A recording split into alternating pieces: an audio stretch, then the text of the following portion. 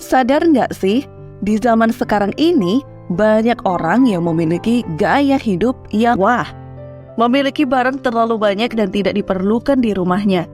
Membeli sesuatu yang tidak diperlukan. Coba lihat sekeliling rumahmu, terlihat penuh atau berantakan nggak? Biasanya nih ya, ada orang yang merasa gemes kalau lihat sesuatu yang penuh dan berantakan. Apalagi kalau mau mencari suatu barang, pasti bakal ribet dan susah untuk menemukannya. Nah, buat kamu yang merasakan hal yang kayak gini, kamu perlu simak video ini. Karena video kali ini akan membahas buku The Joy of Plus. Dalam buku ini dibahas cara menerapkan gaya hidup minimalis yang bisa kamu terapkan untuk merubah gaya hidup kamu, agar terasa lebih enjoy. Kamu akan tahu jika lingkungan rumah merupakan salah satu kunci hidup tenang dan bahagia. Karena rumah adalah tempat untuk istirahat yang nyaman, bukan gudang untuk menyimpan barang-barang. Halo, kembali lagi di channel Inspirasi Buku dengan saya Astri. Di sini kalian bisa belajar intisari dari buku non-fiksi terpopuler dan memetik pesan di dalamnya untuk bisa diaplikasikan dalam kehidupanmu, tanpa harus baca berlembar-lembar halaman buku atau keluar uang untuk membelinya. Silahkan subscribe dengan klik icon pojok kanan bawah ya, agar kami bisa terus semangat sharing ringkasan buku terbaik untuk level up hidupmu. Seperti yang dikatakan di awal, jika lingkungan rumah yang nyaman adalah salah satu kunci hidup tenang dan bahagia, mungkin masih banyak orang yang menganggap bahwa kebahagiaan didapatkan jika kita memiliki suatu barang. Namun dugaan ini salah, karena kebahagiaan itu tidak diraih dari apa yang kita miliki, namun dari apa yang kita cintai. Jadi memiliki banyak barang di rumah bukanlah hal yang baik, karena sejatinya rumah adalah tempat untuk istirahat dan singgah. Maka diperlukan lingkungan rumah yang nyaman, bukan rumah yang penuh dengan barang seperti gudang. Dalam buku ini ada beberapa cara untuk menciptakan lingkungan rumah yang nyaman. Pertama, kelompokkan barangmu dalam 3 kategori.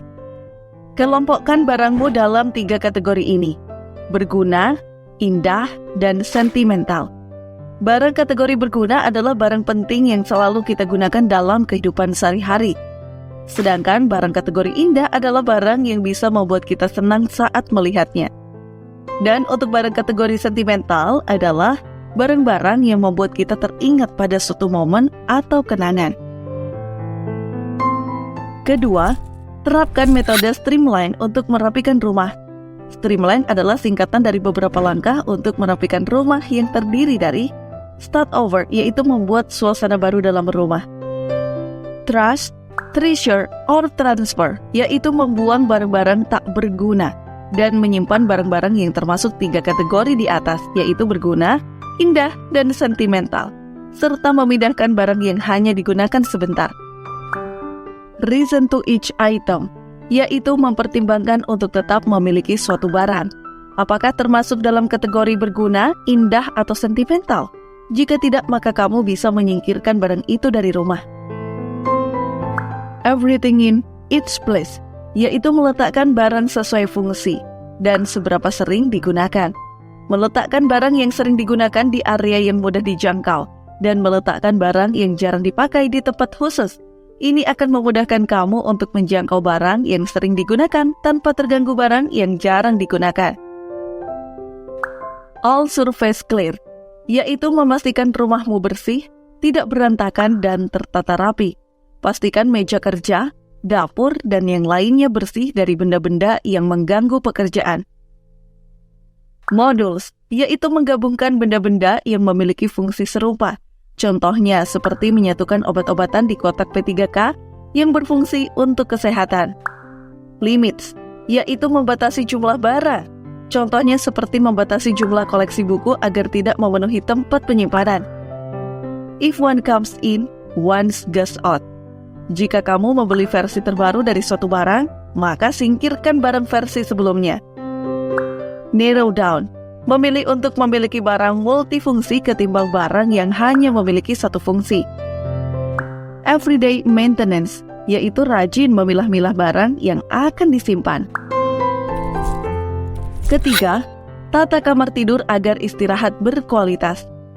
Atur kamarmu menjadi tempat yang tenang dan nyaman, tempat yang bersih dari barang-barang yang mengganggu. Kamu bisa mengatur kamarmu dengan salah satu langkah dari metode streamline. Lakukan pemilahan barang yang ada di kamar sesuai trash, treasure, or transfer. Karena jika kamar kamu berantakan dan penuh dengan banyak barang, akan membuatmu merasa tidak nyaman. Rasa tidak nyaman ini akan menurunkan kualitas istirahatmu. Keempat, menata lemari baju. Untuk menata lemari baju bisa dimulai dengan melakukan langkah trash, treasure, or transfer. Pilah-pilah baju mana yang akan kamu gunakan dan mana yang tidak. Namun perlu diingat, jika kamu adalah tipe orang yang mengikuti tren fashion yang selalu berganti-ganti tiap waktu, maka lakukan langkah if one comes in, one out gas.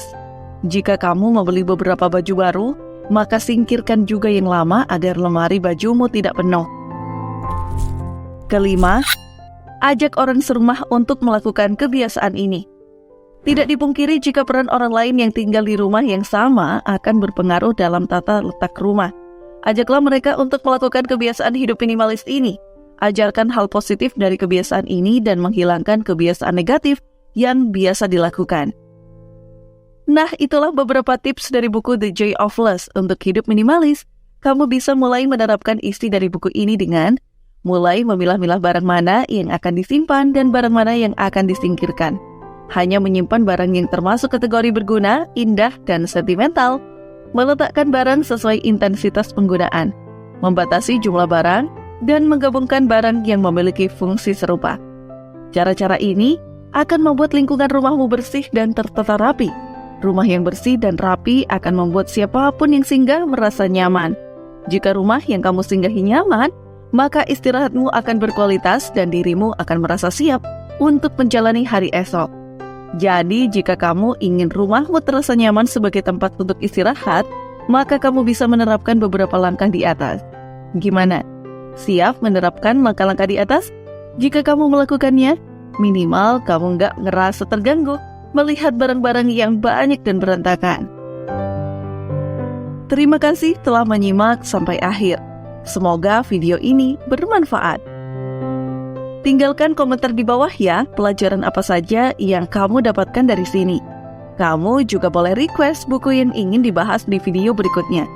Jangan lupa tekan tombol subscribe untuk mendapatkan update ilmu baru yang bermanfaat dan berguna untukmu. Bye!